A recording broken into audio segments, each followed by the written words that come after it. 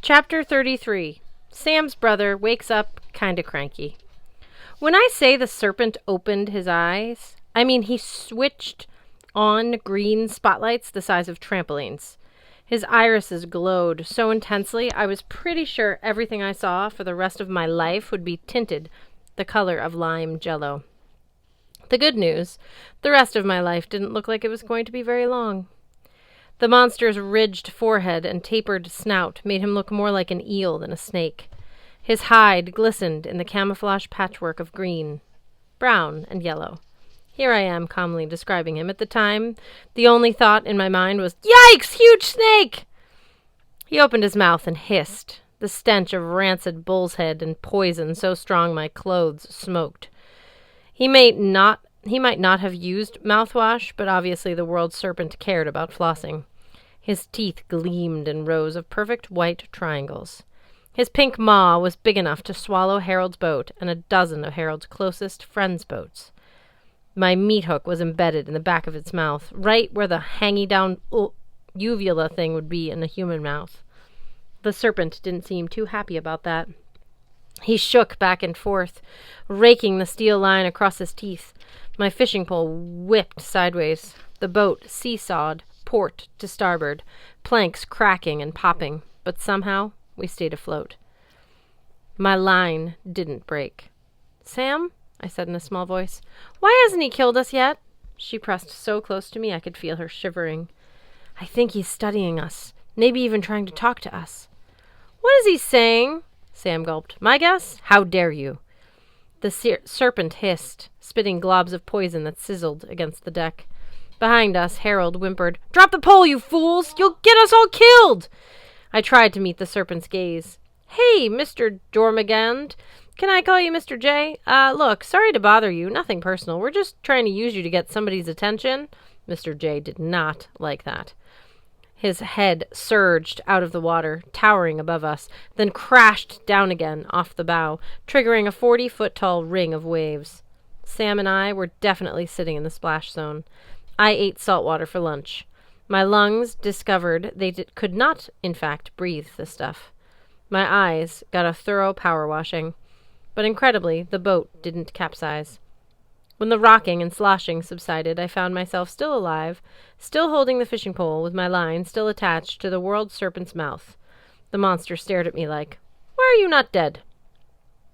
Out of the corner of my eye, I saw the tsunami crash against the graves, washing all the way to the base of the lighthouse.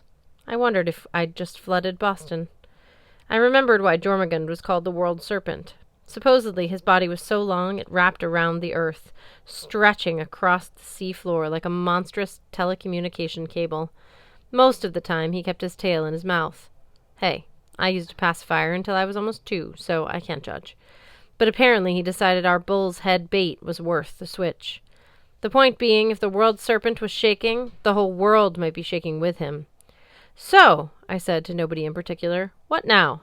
"Magnus," Sam said in a strangled voice, "try not to panic, but look off the starboard side." I couldn't imagine what would be more panic-inducing than Mr. J until I saw the woman in the whirlpool. Compared to the serpent, she was tiny, only about 10 feet tall. From the waist up, she wore a blouse of silver chainmail encrusted with barnacles. She might have once been beautiful, but her pearlescent skin was withered. Her seaweed-green eyes were milky with cataracts, and her rippling blonde hair was shot through with gray, like blight in a wheat field. From the waist down, things got weird. Spinning around her, like a dancer's skirt, a waterspout swirled within a silver fishing net 100 yards in diameter. Trapped in its weave was a kaleidoscope of ice flow, dead fish, plastic garbage bags, car tires, grocery carts, and other assorted flotsam.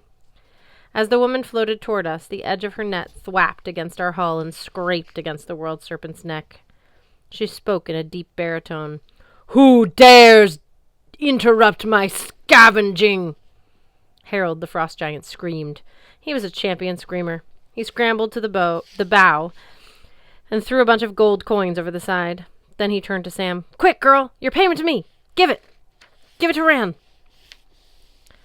Sam frowned, but she tossed another 5 coins overboard. Instead of sinking, the red gold swirled into Ran's net and joined the floaty merry-go-round of debris. "Oh, great Ran!" Harald wailed. "Please don't kill me. Here, take my anchor. Take these humans. You can even have my lunchbox." "Silence!" The goddess shooed away the frost giant, who did his best to cower, grovel, and retreat all in the same time. "I'll just be below decks," he sobbed, "praying." Ran regarded me as if deciding whether I was large enough to fillet. "Release Jormungand, mortal! The last thing I need today is a world flooding event." The world serpent hissed in agreement. Ran turned on him. "Now you shut up, you overgrown moray. All of your writhing is stirring up the silt. I can't see a thing down there. How many times have I told you not to bite into old rancid bull's head? Rancid bull's heads are not native to these waters." The world serpent snarled petulantly, tugging at the steel cable in his mouth. "Oh, great Ran," I said. "I am Magnus Chase. This is Sam Albabas. We come to bargain with you. Also, just wondering, why can't you cut the fishing line yourself?" Ran let loose a torrent of Norse curses that literally steamed in the air. Now that she was closer, I could see stranger things swirling in her net.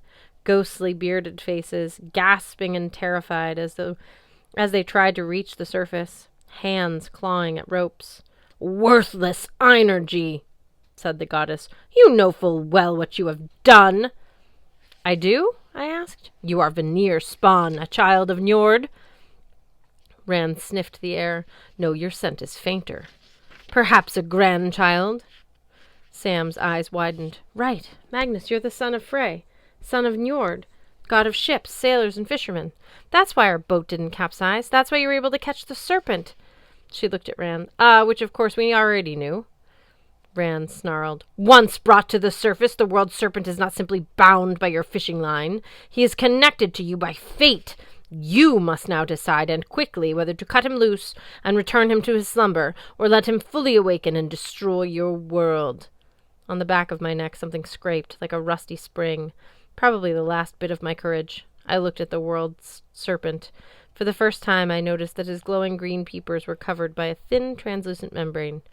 A second set of eyelids. "You mean he's only partially awake?" "If he were fully awake," said the goddess, "your entire eastern seaboard would already be under water." I had to resist the urge to throw away the fishing pole, undo my safety harness, and run around the deck screaming like little Harold. "I will release him," I said. "But first, great Ran, you have to promise to negotiate with us in good faith. We want to barter." "Barter with you?" Ran's skirts swirled faster. Ice and plastic crackled. Shopping carts plowed into one another. "By rights, Magnus Chase, you should belong to me. You died of drowning. Drowned souls are my property." "Actually," Sam said, "he died in combat, so he belongs to Odin." "Technicalities!" Ran snapped. The faces in Ran's net gaped and gasped, pleading for help. Sam had told me there were worse places to spend your afternoon than in Valhalla. Imagining myself tangled in that silvery web, I was suddenly grateful for my Valkyrie. "Okay, then," I said. "I guess I can just let Mr. J wake up fully. I didn't have any plans for tonight." "No!" Ran hissed. "Do you have any idea how hard it is to scavenge along the seafloor when Jormungand gets agitated? Let him go!" "And you promise to negotiate in good faith?" I asked. "Ugh, yes, fine. I am in no mood for Ragnarok today." "Say, by my troth—" "I am a goddess. I know better than to swear by my troth." I glanced at Sam, who shrugged. She handed me her axe, and I cut the fishing line. Jormungand sank beneath the waves, glaring at me. Through a bubbling green cloud of poison he descended, as if to say, "Next time, little mortal." Ran's swirling skirts slowed to the speed of a tropical storm. "Very well, Energy. I promise to barter in good faith. What do you want?" "The Sword of Summer," I said. "I had it with me when I hit the Charles River." Ran's eyes glistened. "Oh, yes. I could give you the sword, but in exchange, I want something valuable." "I'm thinking—" "Your soul!"